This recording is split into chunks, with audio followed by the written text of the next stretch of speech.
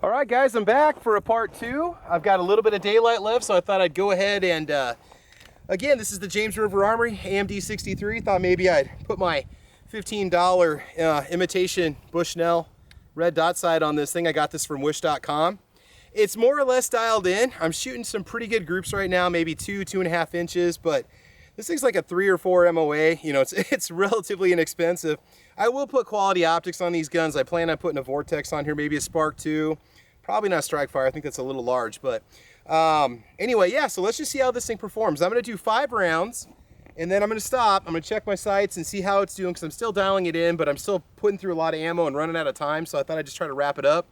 I'll do 5 rounds, see how it performs, make a few minor adjustments, and we'll go from there. Recoil on this thing is minimal. I mean, it's perfectly comfortable to fire. It fits me really well. It's a great size. Picatinny rail's comfortable to use. Bench as well. So let's just do 5 rounds and see what happens. Like I said, I had an awesome group before. I hope it happens again this time, and we'll see what happens, okay? Again, this is all one take, no fancy editing, just me shooting the gun, showing that this thing can perform. Again, you can get the basic AMD 63 from Classic Firearms for $499, or no, $550 now, I think is what they cost. And this version was $650, but it came with the Picatinny rail, and it also came with the Phoenix Technology grip. So again, just 10-round PMag, just shooting Red Army Standard ammo, and some Tula. So I'm gonna have kind of a weird pose on this because the dot sight's a little low. It hasn't moved, but it just seems to sit a little low. So I have to kind of hold it a little bit differently since I'm benching it. But hey, I'll shut up and let's see what happens, okay? All right, here we go. 5 rounds.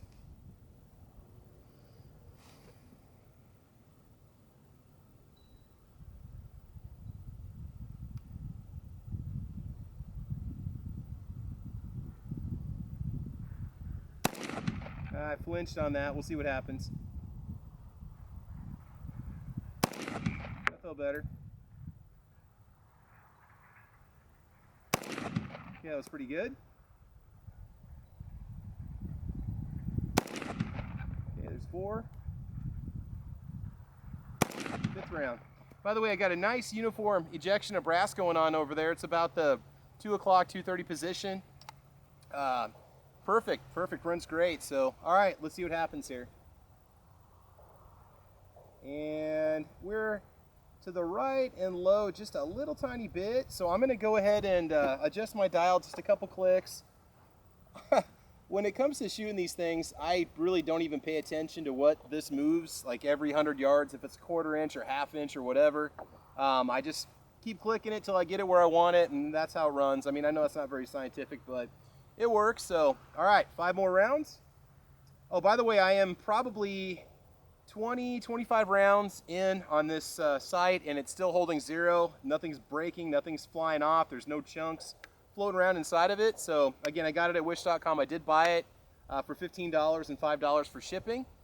Just type red dot sight if you go to wish.com and you can find it. If you want an inexpensive optic, we'll see how it goes. Like I said, I don't think it's a real Bushnell. I'm not going to say it's a Bushnell, so I'm not going to judge Bushnell, because Bushnell is a pretty good budget company. All right, 5 more rounds, and we'll take the camera down there and we'll see what happens.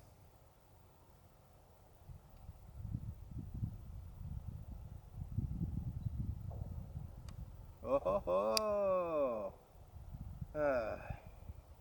been a long day. I feel pretty good.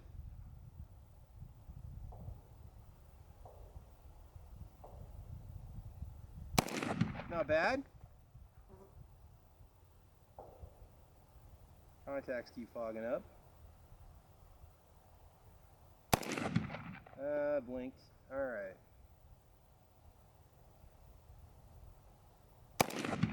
4.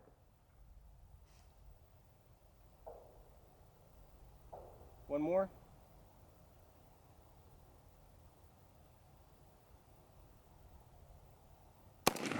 Okay, there's 5. And we'll make sure she's clear. Good. One thing I noticed about it is the more I fire it, you know, like any gun, you really do get used to the trigger on it. At first I used to think it was really light. you know, just almost so light that I mean, I couldn't even tell when it was going to break. When you just sit there and take your time with it, it's actually very comfortable. So, all right, I'm going to go and turn my dot side off because I plan on packing up after this and heading back home. So, anyway, let's go ahead and take the camera and see what's going on. So, again, hopefully you're watching this video after part 1. Again, it's just me filming, so you're not going to get any fancy editing. I don't know, feel free to click ahead 30 seconds if you want to. I've been going full speed all day. It's kind of nice to just stop for once. So this is the carbine range. You have all kinds of different things you can shoot at. Plethora of signs.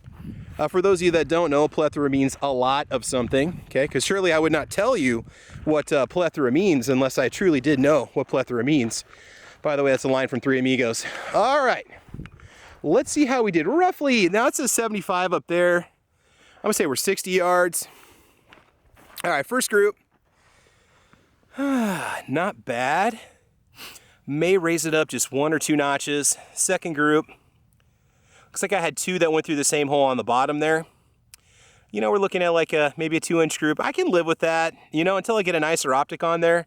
That's a nice, you know, self-defense range if I needed to protect myself. I'd be happy shooting it. I don't know if I'm going to take it out to 100 yards. I'm probably going to call it a day. I've got all kinds of stuff to do with the holidays and so on. But anyway, guys, thanks for checking out the channel. Thanks for chiming in.